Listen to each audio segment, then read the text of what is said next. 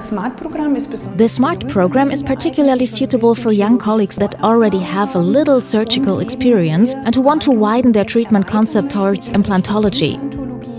It doesn't need to be special cases, but for them to be able to close simple gaps with implants.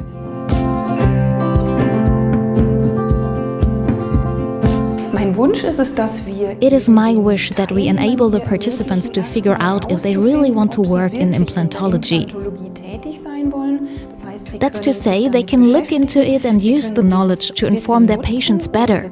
And if they enjoy implantology and gain confidence in it, they can implement it into their everyday practice if they like to.